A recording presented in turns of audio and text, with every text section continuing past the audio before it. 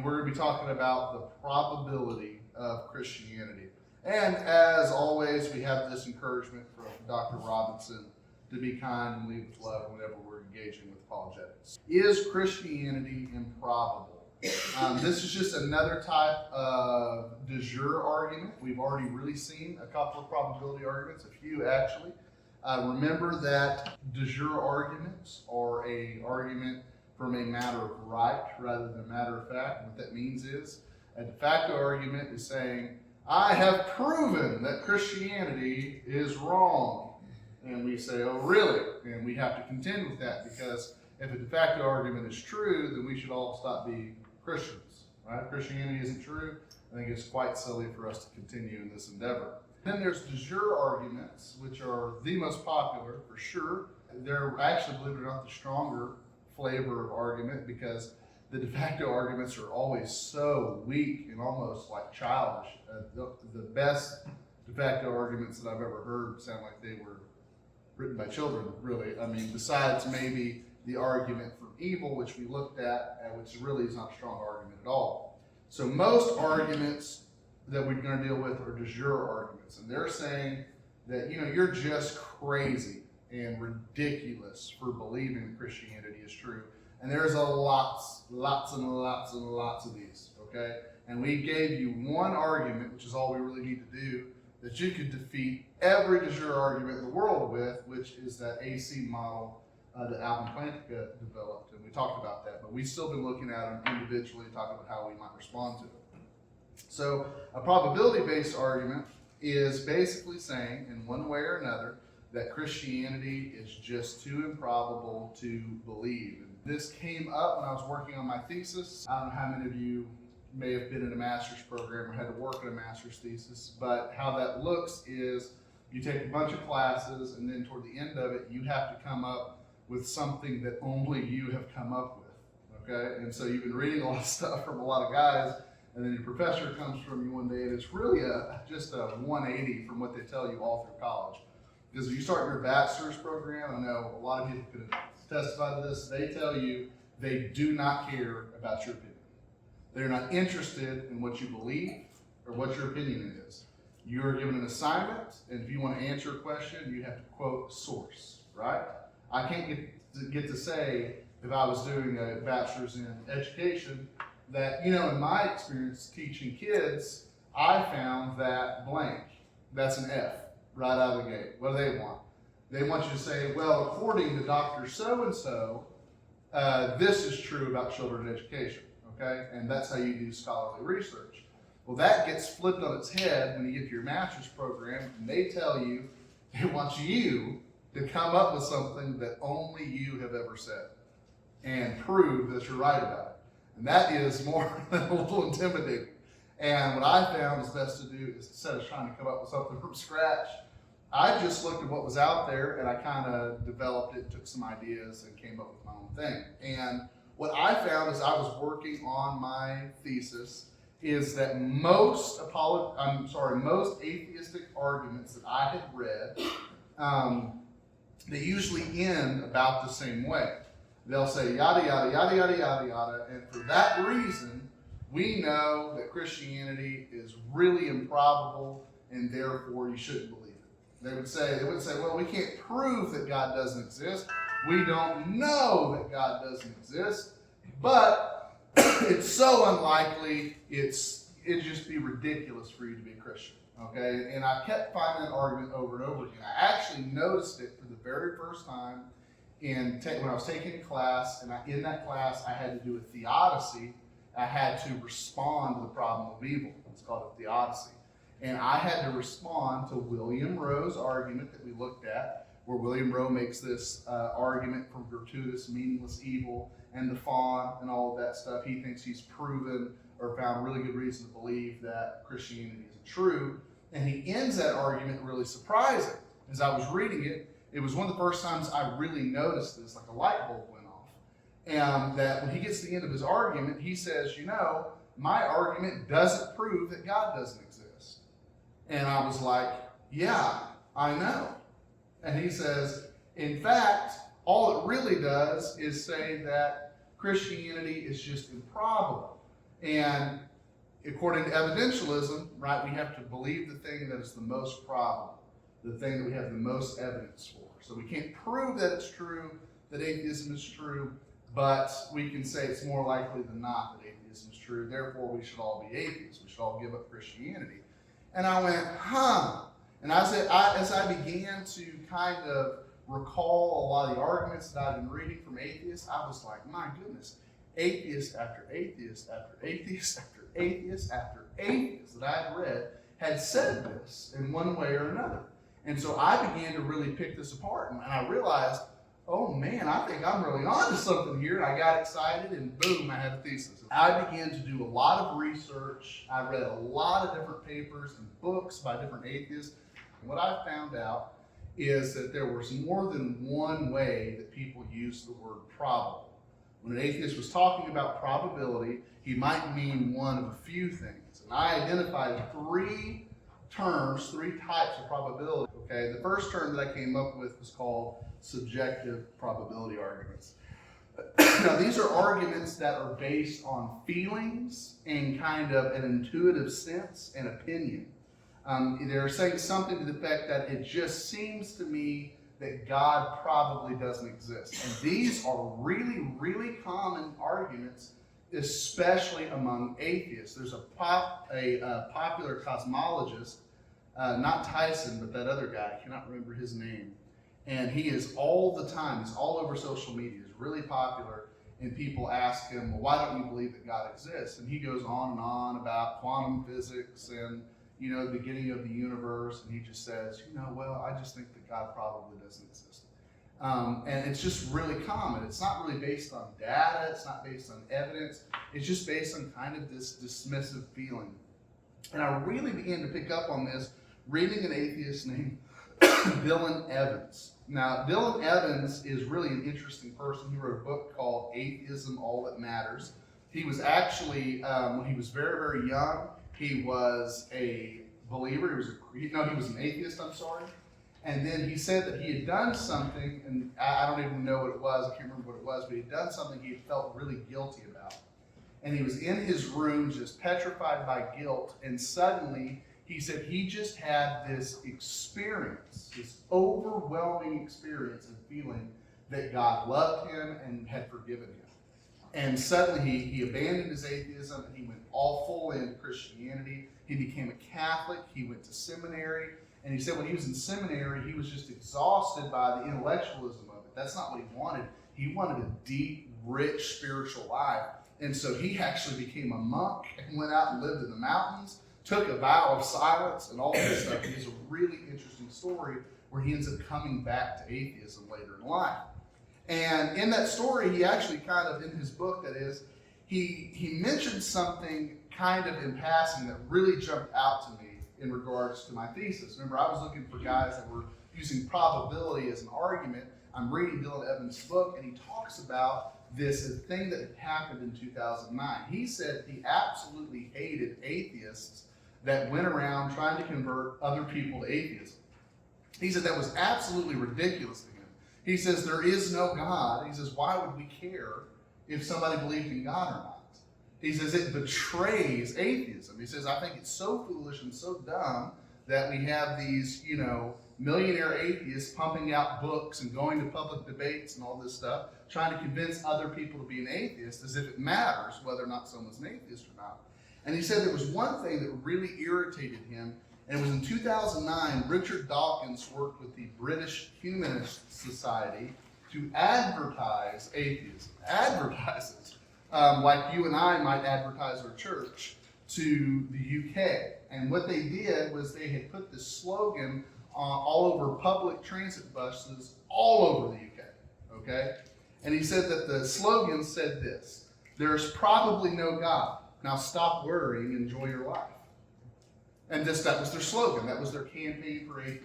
There's probably no God. Now stop worrying about it, enjoy your life. Now, my question here is, as I read that, and it had nothing to do with Bill Evans' point, by the way. He's on his own thing, right? He's talking about evangelistic atheists. But me, as someone working on a thesis, this statement really jumped out at me. And I went, well, what is that based on? this kind of passing statement, well, there's probably no God. Is it based off of evidence? It doesn't say, hey, we know about this evolution or theory, or we know about this data, we know about this argument, whatever, and that's why you shouldn't. No, he just says, well, there's just probably no God, so don't worry about it. It's a very dismissive kind of throw your hands up in the air kind of argument. I'm like, there's probably no God. What are you worried about, right? And it doesn't seem to really be based on anything at all. It's not based on evidence, not data, not careful meditation, not philosophy or reflection. It's just this intuitive sense that God is probably not real, okay? And I began to see this in Evans himself as I kept reading Evans' book. He begins to describe how he came out of Christianity, and remember I told you he talks about how he had become this monk and he was, or this friar or something of that nature, and he was living off at a monastery somewhere or something like that, and he talked about how he had taken a vow of silence. He was supposed to go so many days of meditation without speaking, and then how this was going to be broken up was there was this one climactic day where he was supposed to go off by himself early in the morning. He was going to sit up on the top of this mountain in this idyllic scenery, and he was going to wait for the sun to rise. And as the sun rose, he would pray, and that's how he would break his silence. And it was supposed to be this climactic, deep spiritual moment, okay? It kind of like maybe what we would do with prayer gardens and things like that. As Baptists, we do a lot of that where we go out in the garden and pray, that kind of stuff. It was that kind of thing. And he says that as the sun rose, he said, it suddenly struck me that there's no God here. There's birds, and there's trees, and there's the sun, but no God. And he said, and it dawned on him that amen. That's hilarious. I didn't even catch it. Thank you so much. It dawned. Anybody? Thank you, Laura. An extra 10 points on your exam, madam. I thought you were making a joke there. I didn't. I missed it. She pointed it out. Ready to not laugh at it. Yeah, it's even funnier now because I didn't know I'd done it. It dawned on him that God didn't exist. And here's what he said. And I put this kind of partial quote here. He says that he lost his faith, quote, as irrationally as he had first gained it, quote, in a strange but compelling personal experience. And I thought that this was the most honest atheist I've ever read in my life. Where he said, frankly, I'm not an atheist because of evidence. I'm not an atheist because of evolution. I'm not an atheist because of David Hume. It just seems to me that God probably doesn't exist, and so I don't believe in God. And that is the most honest statement, because I think most atheists probably don't believe in God in this way. Now, I can't prove that, but I know because I talk to people online and I talk to, coworkers at work. I would get this line that, we just know because of the evidence that God doesn't exist. And I'm like, okay, what evidence was it that convinced you? And then they'll Google some article, or they'll post some link. And it's immediate, or they'll cite some argument that Christopher Hitchens made. And it's immediately clear to me, they don't have a reason. That they decided they were an atheist, and when I challenged it, they decided to look up some evidence. But they didn't actually have it. You see what I'm saying? And I think that most atheists are atheists in the way that Dylan Evans is. It just seems to them, in some intuitive type, subjective sense, that God probably isn't real. You can think of it like this. Maybe Kayla goes to work and she says she's got a friend at work that she's trying to lead to Christ, and this lady says, no, I don't believe in God. And Kayla says, well, why don't you believe in God? And she says something to the effect of, I don't believe in the magic invisible wizard in the sky. That's ridiculous. Is that an argument? It's not an argument. It's not data. It's not evidence. What is it? It's just this kind of subjective opinion that it seems to them that the idea of God is ridiculous, in the way that somebody might believe in fairies, or someone might believe in unicorns, or someone might believe in Krampus, or something like that. That it's just a fairy tale. And fairy tales don't mean anything to me. Okay, that is subjective probability. Now, the second type of probability argument we've actually seen several times since we started this, and I've mentioned them as we've come across them. David Hume, remember, made a probability argument against miracles. Bart Ehrman, remember, he made a probability argument against the resurrection. William Rowe, he made a probability argument from the problem of evil. Do you remember those? And so these are things that I call epistemic probability arguments. Now, I didn't come up with that one.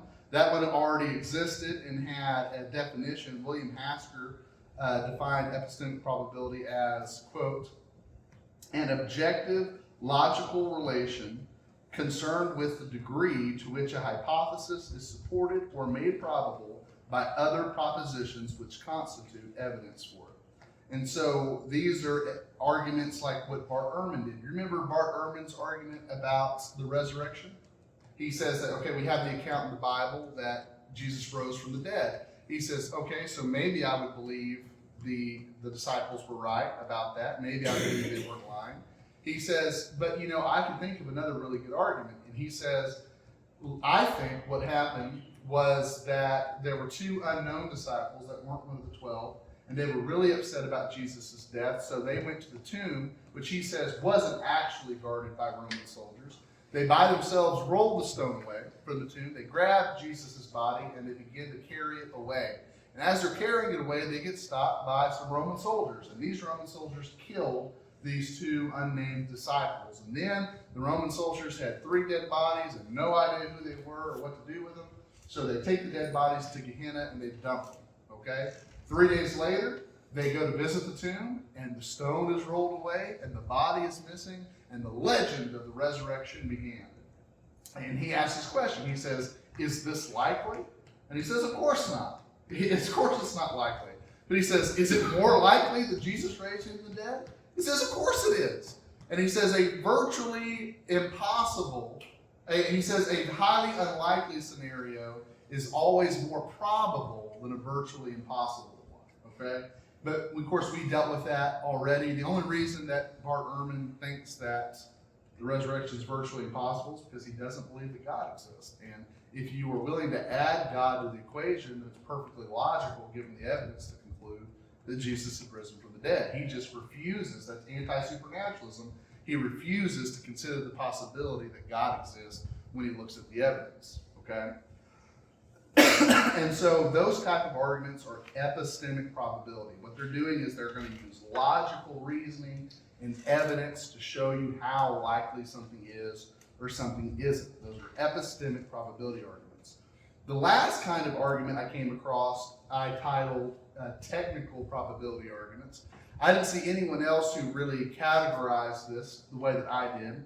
But what I found was there was at least some arguments that were trying to say that there was like an X% chance that God didn't exist. They were using the word probability like in the most literal, mathematical, technical sense, okay? They might say something like this: there's a 90% chance that atheism is true, or something of that nature, okay? The one that I really locked onto and I used in my thesis, if you ever wanted to go read that, came from William Rowe, and he used this argument in the evidential argument from evil a second look. We already mentioned this one. Again, I'm going to say the same thing I did last time. That paper is an absolute monstrosity. If Duncan Meza were here, I would happily let Duncan break down that nonsense for you, because he's a lot better at math than I am. But that argument is ridiculous. I learned it and put it into my thesis, and whenever I went back like a year later and I was looking at my thesis, I could not remember it for the life of me. So if anybody asked me to explain it to them, I probably couldn't do it. I'd probably have to go study it again. It is a monster. But I do remember that the point of his argument was this. He gives all these reasons. It's a big, long mess, but he ends up saying that because of the points that he made, that it is a less than 50% chance that Christianity is true and a more than 50% chance that atheism is true. So because it's more likely than not that atheism is true, you and I should give our assent to atheism. Because given this argument, atheism is, let's say, 60% chance of being true, whereas Christianity is only a 40% chance of being true. And any rational person who is objective and not being swept away by their emotions would look at the data logically and say, like Spock or whatever, and say, yes, we should go with the 60%, right? Like compare the consequences together. That's fair, yeah. It's real, but if you don't believe, what's going to happen if God isn't real and you do believe? Absolutely, yeah. And that's Pascal's wager, and it's very good. That's very wise. That was a great catch there. But I think you're right. But William Rowe doesn't. He thinks that, of course, I don't care what William Rowe thinks. I'm just telling you these arguments. So that was a technical probability argument. So those are the three types of arguments. My mentor, as he went over my thesis, stopped me and he said, "Hey, David, are you certain there aren't other types of probability arguments?" And I said, "I don't know." I said, "I bet you there's some out there that I missed, but I've been working on this a bajillion hours and I'm done. 3 is good enough for me." So maybe there's another type of probability argument you know about that I missed, and feel free to throw it out there if you got one. But so those are the 3 arguments that I found, okay? And then, so what I needed to do after that is I needed to come up with a way to refute, to defeat these kinds of arguments. And I came up with what I call a 2-part rebuttal. And that's the title of my thesis, a 2-part rebuttal against probability arguments against Christian theism. So y'all are getting a 60-page paper in a few paragraphs here, okay? So this is the cheat sheet to my thesis. So if you've read this, you don't have to read my thesis anymore. Or I guess if you listen to the video, you don't have to read my thesis anymore. So given all these things, I need a way to interact with these to defend what I believe against probability arguments. And what I found was they're really all saying the same thing. They're just going about it in really slightly different ways. If it's unlikely that God exists, you should not believe in him. It is unlikely that God exists, you shouldn't believe in him. That's a probability argument in a nutshell. So it really is a kind of presupposition that's coming from evidentialism. They're presupposing that they're assuming that evidentialism is true. Now, do y'all remember evidentialism? There's different kinds of evidentialism, but evidentialism says basically that something is true if and only if you can prove that it's true with evidence. And if you can't prove that it's true with evidence, then it's not true. And like I said, there's different variations of that, but most all of them include probability.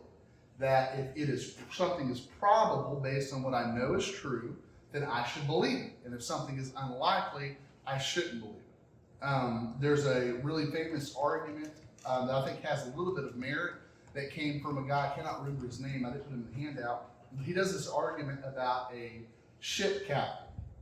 And he himself had been stranded after a ship he was on crashed, and so this was close to home then. He said, let's imagine for just a minute, and he talks about the ethics of belief, and he says, let's imagine for just a minute that you had a ship captain or a ship owner, and the captain came to him one day and said, hey, I've looked over your ship, and I don't think it's safe to travel. He says, we have all these problems with the ship, and it is probably not going to make it across the sea. But the ship owner says, that's nonsense. We've been sailing that ship for decades. That was my grandpa's ship, and I'm not worried about it. You're going to go ahead and go. And let's pretend that everybody got on the boat, and they went out to the ocean, and the ship sank, and everyone died. And the ship owner collected his insurance check and just quietly disappeared into obscurity. What would you think about that guy? You would probably say he needs to be hung. Well, why? Because he knew there was something wrong with the ship, and he didn't have any reason to believe that the ship was going to make it. That he knew that it was most probable the ship would sink, and he did it anyway, basically, and he didn't trust the evidence. He didn't believe the evidence. And he says, now imagine this. Imagine if the ship made it safely. Everything that we just said was true, that the ship went to its destination and came back and no one was harmed. He says, you know what? That guy still needs to be hung. He says because he's risking people's lives on something that he doesn't have a good evidence to believe, right? And I think that there is a degree of truth to that, but I'm not an evidentialist anymore. I used to be, but I've really changed my mind about that. And why is that? Because we can think of a lot of things that cannot be supported by evidence that we can or be justified in believing. For example, one of the most common types of evidentialism, we talked about this before, is classical foundationalism. Classical foundationalism says something is true if and only if it is obviously true or can be proven true by evidence. What's the problem with that? Classical foundationalism is not obviously true and it cannot be proven to be true by evidence. And so it's obviously not true. And I can think of many things like that. I believe that the universe did not start 5 minutes ago, don't you? I don't have any evidence to support that belief. I just believe it. I believe that I exist, and I'm not a figment of your imagination. I have no evidence to support that. I just believe it, and I'm perfectly justified in believing it. And we can think of 100 other things that are that way that are not supported by evidence. So this is presupposing that evidentialism is true. The probability argument is, and evidentialism is not true. There are plenty of beliefs that you're justified in believing without evidence, right? So that right out of the gate kind of dooms the whole probability argument thing. But still, I needed to come up with a proper rebuttal to break it down. The rebuttal was actually very simple. The first thing that I wanted to do is to show that Christianity is not an improbable belief. That's a lot of negatives in there. Is that too many negatives? I don't know.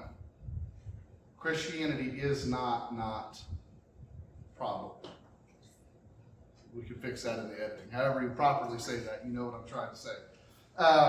Christianity, huh? It is not improbable. Christianity is not improbable, okay?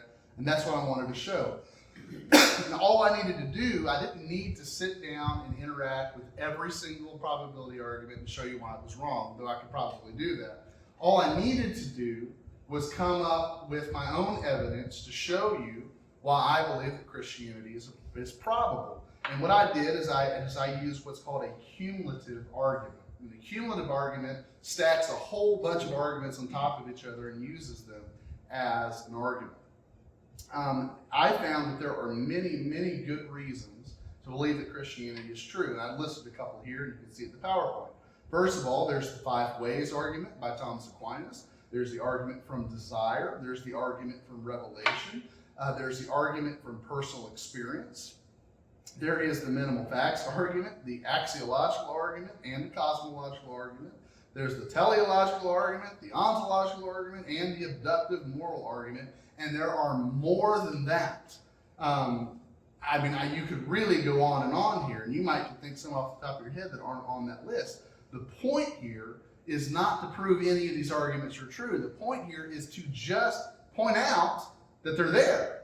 Look at this huge list that I have. Dozens of reasons to believe that Christianity is true. And that by itself is a good reason to believe that Christianity is true. Is everybody following me there?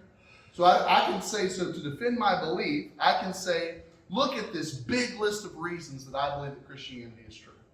I have all these reasons to believe that I'm right about God. And that is evidence to prove that Christianity is true. Now, given the reality of that, would you say that Christianity is improbable? Let's add a probability problem to this equation. On one hand, I have dozens of rock-solid reasons to believe that God exists. On the other hand, William Rowe doesn't think that I should be a Christian. Dozens of reasons to believe Christianity is true. William Rowe's personal opinion about human suffering. I mean, really? Is this close for anybody? And even if you're an atheist, if you happen to be an atheist listening there, if you know some atheists, I mean, really? Could you honestly say that this makes any sense to you? that any Christian would buy this. That you really think that because William Rowe has this argument from human suffering, that Christianity is improbable, given what else I know is true about Christianity, namely a stack this big of evidences to support Christian belief. And that's insane. And nobody would go with that. Even an atheist has got to admit that. I mean, let's take a step back from the argument for just a minute. Let's set aside who's right, who's wrong for just a minute. Really, if on one hand, I have a stack of evidence for any type of belief, and on the other hand, I have your personal opinion that I'm wrong, really, you think that that's going to, I mean, really, that's silly. That's just silly. I mean, if you set aside everything else, that is just a silly assertion. And so it is not true that Christianity is improbable.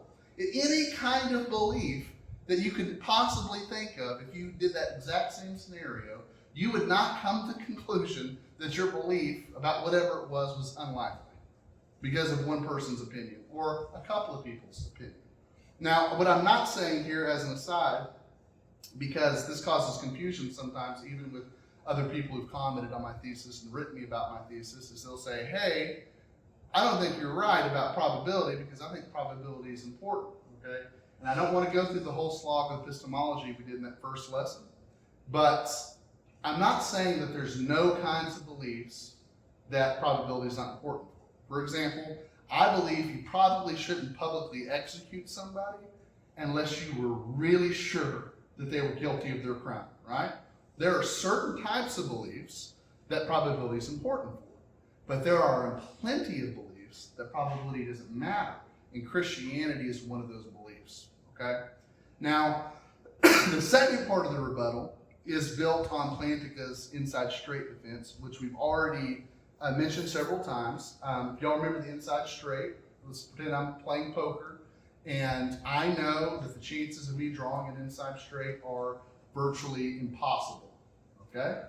And I pick up my hand, and I have an inside straight. If I'm an evidentialist, I'm not allowed to believe that I'm holding an inside straight, because there's only like a 4% chance that you would draw an inside straight. And so I would draw my inside straight and look at it, and if I was an evidentialist, I would go, well, no, that's not possible because there's a 96% chance that I'm not holding this in my hand right now. Well, what's the problem with that? My belief that I'm holding an inside straight is not based on probability, is it? It's based on observation. I can see it in my hand. It doesn't matter how probable it is. As a matter of fact, I either drew it or I didn't. And how probable it is doesn't matter with that kind of belief. And it's the same way with believing in God. God either exists or he doesn't exist. I'm either right or I'm wrong. And how likely it is has nothing to do with anything. See what I'm saying? So that was excuse me, that was Alvin Plantinga's inside straight defense. I'm either holding the inside straight or I'm not. And my belief in whether or not I'm holding inside straight has nothing to do with probability. So when you think about like things like one example I thought of was there's a company called Wizards of the Coast. Okay, they make games, and they make a particular game called Magic the Gathering. Magic the Gathering is a card game, and it's famous for making very expensive cards that are expensive because of their collectible value. Okay, and they made a Lord of the Rings set. We're all familiar with Lord of the Rings, and they made a set of cards that were all themed based on Lord of the Rings. And they made one card that they printed called the One Ring. It was supposed to be the ring that Frodo carried around, right? They only made one copy of that ring, of that card, okay? And they found that the chances of you drawing that card out of a pack, by the way, that card ended up being worth like $2 million when somebody found it. So what everybody did is they went out and they bought lots of packs and they started opening them. Everybody was hoping they were going to win the lottery, right? They were going to open this pack and they were going to find the card inside of it. You know what the chances of you finding that card was? Without looking at your paper? What would you guess? One in a lot, right? What they found was the chances of drawing that card was 0.0000, that's 4 zeros, 3%. So it had a 0.0000003% chance of drawing the one ring. In other words, it was essentially impossible. You had a less than 1% chance, a more than 99% chance that you wouldn't draw the card when you bought your packs. Now, when Brooke Trafton opened up a random pack of cards and found the ring inside of it, did it matter how probable it was? What if he went and said, hey, I drew the one ring, and everybody, all the great atheist evidentialists said, actually, no, you didn't. You have a less than 1% chance of drawing it. It doesn't matter. There are some kinds of beliefs it doesn't matter how probable it is or it's not. Even if it's essentially impossible, it could still be true that I drew the card. Right? I mean, everybody following me there? And so probability arguments are very silly, aren't they? When it comes to things like belief in God. That he had a 0.0003% chance of drawing the card, and he did. So it doesn't matter how improbable it was, it only matters that it was true that it drew the card. And so this is what the two-part rebuttal looks like in the kind of short version. The first part of the rebuttal is, number one, it is not true that Christianity is improbable with respect to what else I believe. Right? Everybody follow me there? I have many good reasons to believe that God exists. Christianity is not improbable. Number two, even if it was true that Christianity was improbable, it wouldn't matter. Because there are many things that are very unlikely and still true. And besides that, my Christian belief is not based on probability anyway. It's based on my personal relationship that I have with God. Remember, we go back to warranted Christian belief and what Alvin Plantinga said about that. But having this rich inner spiritual life as an evidence of your own belief, as a justification for your belief, that's what my belief is based on. My personal relationship with God.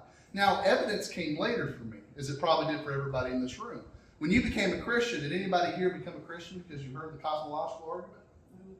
Or heard about the evidence for the resurrection? Now, let me tell you what probably happened to you, and I'll tell you what happened to me. I heard the gospel preached to me. I felt the Holy Spirit press down on me. I watched, it looked like somebody else was driving my body as I stepped out from behind a pew and walked down an aisle and told the minister that I needed to accept Christ.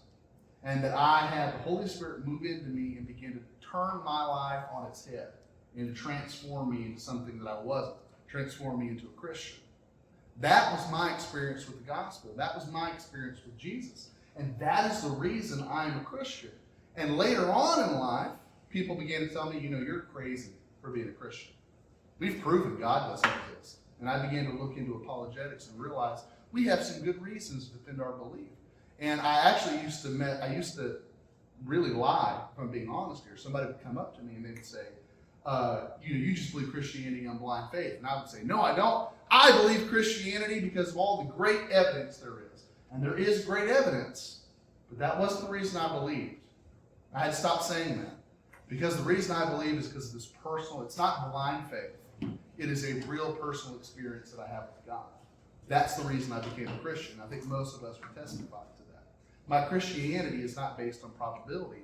It's based on this personal experience. Think about how many women, I don't know, how many women are in the United States? We didn't even break that down even more. How many women are in Oklahoma? How many women live in Central Oklahoma? Thousands at least, right? What are the chances of all of the women that I could have married that I would marry Kayla? What's the probability of that?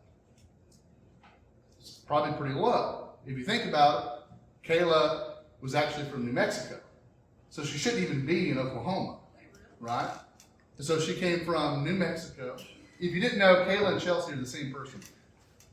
She came from New Mexico. We talk about it all the time. They have a lot of similar stuff. She was born in Texas but lived in New Mexico. And so she came from New Mexico. Exact same as Exact same. It's gonna come up She to came you from and New say Mexico. you're She moved to Oklahoma because her dad was going to pastor in Springer. I moved out of Oklahoma to Tennessee first. Alabama, then Oh, Alabama first. Lived in Alabama for a time. Then I lived in Tennessee. What are the chances that I would move back to Oklahoma after that? I mean, it's crazy. That I would come back to Oklahoma and that Caleb would happen to be in Oklahoma is crazy by itself. And that we would end up in the same classroom. I don't know what the statistical probability is of that. Maybe, my cousin Richard could probably break that down for you. Maybe Duncan could break that down. We need a mathematician to break down the probability of that. But it's probably not very high, I'm willing to guess. Okay? And so when you think about all the things that had to happen, not only for Caleb and I to be in the same room, but for us to be in a relationship together eventually, and then to eventually date, and to eventually get married with one another in spite of everything that could have gone wrong in that time period. The chances of all the people that I could have married, that I would marry Caleb, of all the women that I could have ended up with, what's the probability of that? You'd say it's probably very low, if we're being honest. Okay? So you're telling me I have no right to believe that I'm married to Caleb. I am totally unjustified in my belief. I mean, there's really only two choices here. I either You're gonna am. marry Kayla or be single because no one else is going to marry. Yeah, amen. That's right. Right? So here's the thing.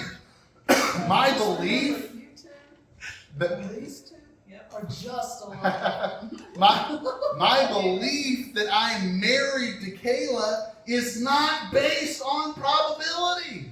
So if someone came up to me and they made this really convincing argument, you really have no right to believe that you're married to Kayla because the probability of that's really, really low, and I would go, well, that's ridiculous. My belief that I'm married to Kayla is not built on probability. It's built on this relationship that I have with her. And that is the same way with my belief in God. My belief in God is not based on the probability chance that God exists. It is based on a real relationship that I have with God. I speak to him and I believe he speaks to me. I see him working in my life. I see his hand moving. And I believe that he's there, that he's real, that he's working in my life. That's why I believe that God exists. And on top of that, I have a whole other reasons. So again, number one, it is not true that Christianity is improbable. I have a lot of good reasons to believe Christianity is a probable belief. But number two, even if it was true, it was an improbable belief. There are many things that are unlikely that are still true. And besides that, my belief isn't built on probability anyway. Let's pray. Father, at the end of this day, thank you for giving us a chance to stop and think and talk about these things, Lord God. I bet you bless us as we go throughout our day. In Jesus' name I pray. Amen.